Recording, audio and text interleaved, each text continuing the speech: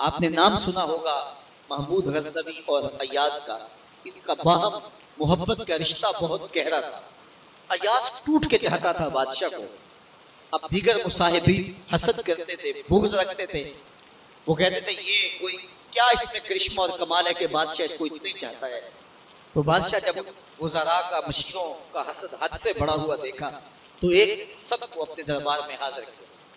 دربار میں ایک تالاب تھا، تو اس میں مٹھی بھر کے موتیوں کی پھینک دی، اور ایک وزیر کو کہا کہ یہ موتی نکال کے لاؤ، اور یہ خیال کرنا کہ تمہارا لباس بھی، تمہارا بدن بھی نہیں بھیگنا چاہیے۔ تو سب نے کہا کہ یہ عجیب بات ہے کہ حوض کی تہ سے موتی نکال کے لائیں اور لباس بھی نہ بھیگے اور بدن بھی نہ بھیگے، یہ تو لازمی ہوگا۔ پھر دوسرے وزیر کو کہتا کہ یہ موتی نکال کے لاؤ، تمہارا لباس بھی نہیں بھیگنا چاہیے، تمہارا بدن بھی نہیں بھیگنا چاہیے۔ تو وہ آگے سے حجت کرتا یہ کیسے ہو سکتا ہے کہ بدن بھی اور لباس بھی نہ بھیگے اور موتی بھی نکال لاؤ۔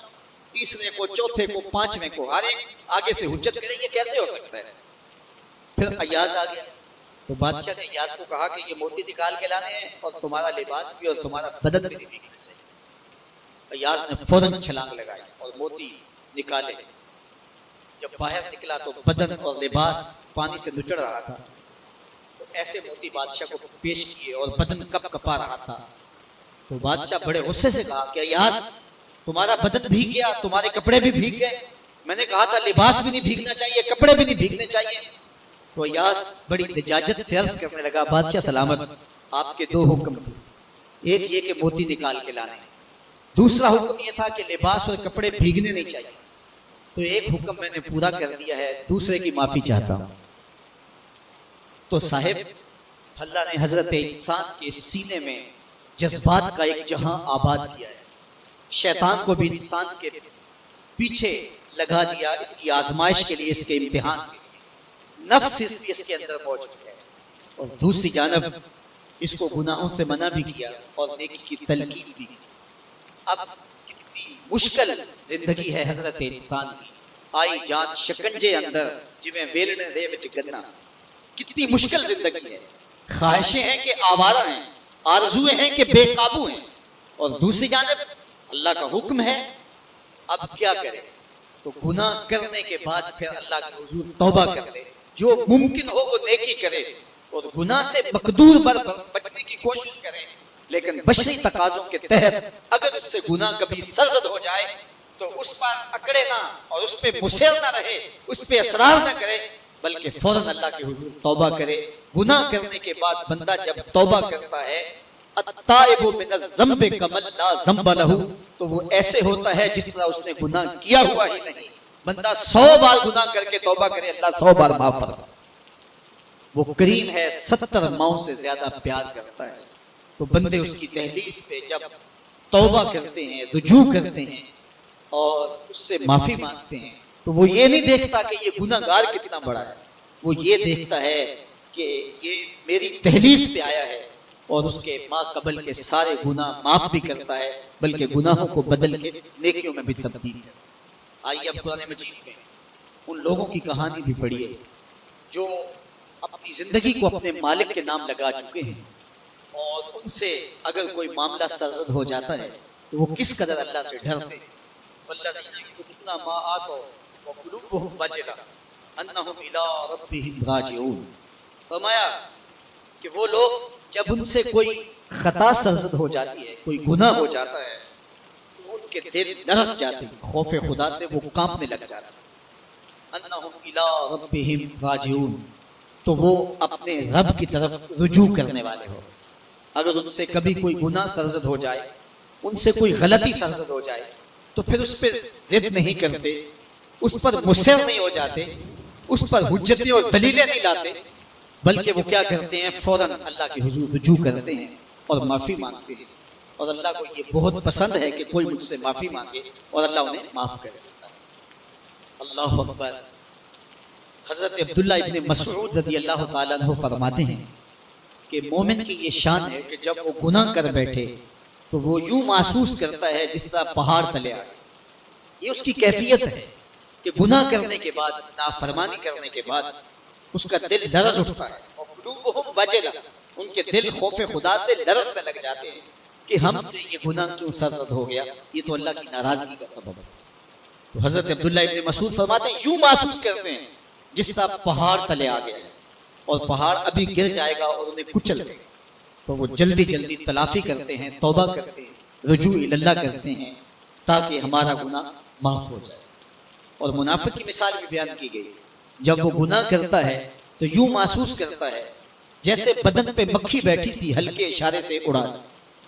سویر سے لے کر شام تک کتنی بار ہم اپنے بدن پہ بیٹھی مکھیاں اڑا دیتے ہیں اور ہمیں شام کو یاد بھی نہیں ہوتا کہ یہ عمل ہم نے کتنی بار کیا۔ میں اور آپ اپنے اندر اتر کر کے دیکھ سکتے ہیں ہماری کیفیت باطن کیا ہے۔ نمازیں چھوڑی، جھوٹ بولا، غیبت کی، چغلی کی، کسی کا دل دکھایا، کسی کو تکلیف دی، گالی گلوچ کیا، سب کو شتم کیا، سویر سے شام تک کیا کیا گناہ کیے، کبھی خیال بھٹکے، کبھی سوچیں آوارہ ہوئیں، کبھی نگاہوں نے بدکاریاں کی، کبھی زبان نے جرم کیے، اور شام کو ہمیں یاد بھی نہیں ہوتا کہ آج ہم نے کیا کیا جرائم، آج ہم نے کیا کیا گناہ کیے۔ اگر ہماری یہ کیفیت ہے تو یہ عملی نفاق ہے کہ بدن پہ مکھی بیٹھی اور اڑا دی، اور اگر ہماری کیفیت یہ ہے کہ گناہ کے بعد یہ محسوس ہوتا ہے کہ ہم پہاڑ تلے آ گئے اور اللہ کی ناراضگی ہم نے مول لے لی اور جلدی جلدی توبہ کر کے رجوع کرنے کی جانب بڑھتے ہیں، تو پھر مبارک ہو، نہیں تو مجھے اور آپ کو اپنا محاسبہ کرنا چاہیے۔ ہمارے دلوں پر زنگ چڑھ گئے ہیں اور ہماری کیفیت یہ ہو گئی ہے کہ گناہ کرنے کے بعد بھی ہم ڈٹے رہے، جبکہ زندگی اصحاب رسول کی دیکھیے ان سے بھی کبھی کوئی خطا سرزد ہو جاتی تو وہ فوراً اس گناہ کی تلافی کے لیے حضور کی بارگاہ میں حاضر ہو جاتے۔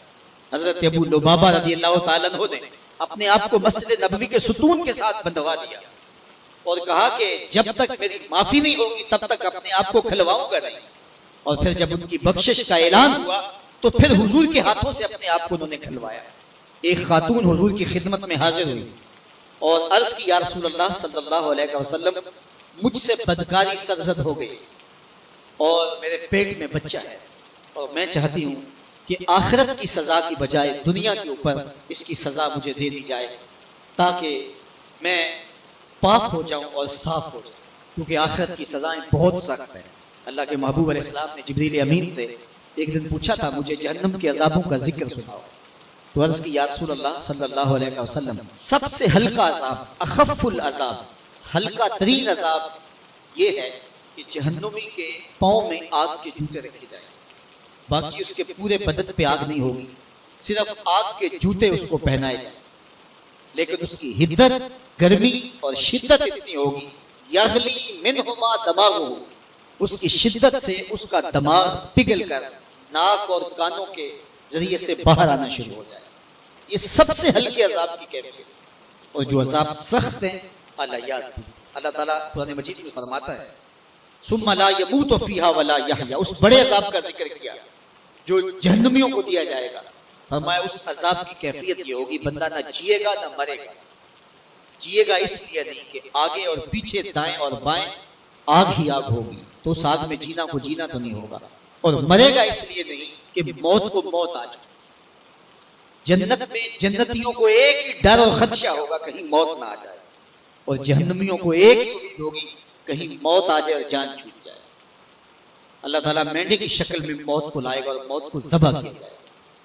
جنتی جنت سے اور جہنمی جہنم سے دیکھ رہے ہوں، جب موت کو ذبح کر دیا جائے گا اب موت نہیں، تو جنتی اتنے خوش ہو جائیں گے کہ اگر موت کو موت نہ آئی ہوتی تو یہ خوشی سے مر جاتے، اور جہنمی اتنے مایوس، دکھی اور پریشان ہوں گے کہ اگر موت کو موت نہ آئی ہوتی تو یہ صدمے سے مر جاتے۔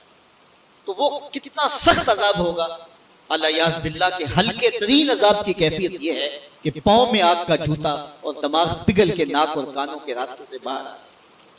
تو اس نے عرض کی یا رسول اللہ صلی اللہ علیہ وسلم، میرے اوپر حد جاری کر دیجیے، اور اس نے کہا کہ میرے پیٹ میں جو ہے وہ بچہ ہے۔ اللہ کے محبوب علیہ السلام نے فرمایا جاؤ جب بچہ پیدا ہو تو پھر آنا۔ وہ چلی گئی، تو جب بچہ پیدا ہوا تو گود میں اٹھائے پھر حضور کی خدمت میں حاضر اور عرض کی یا رسول اللہ یہ ہے بچہ جو میں نے گناہ کیا تھا، بدکاری کی تھی، آج یہ اس کی نشانی ہے۔ تو اللہ کے محبوب علیہ السلام نے فرمایا کہ اسے لے جاؤ اور اسے دودھ پلاؤ، اور جب یہ کچھ کھانے پینے لگ جائے گا تو پھر آنا۔ تو تھوڑی دیر کے بعد، کچھ دنوں کے بعد وہ دوبارہ حاضر ہوئی، اور اس نے اس بچے کے ہاتھ میں روٹی کا ٹکڑا دیا ہوا تھا، اور عرض کی یا رسول اللہ دیکھ لیجئے اب یہ روٹی کھانے لگ گیا ہے۔ اللہ اکبر۔ تو اللہ کے محبوب نے فرمایا کہ لے جاؤ اور جا کے انہیں سنسار کر دو۔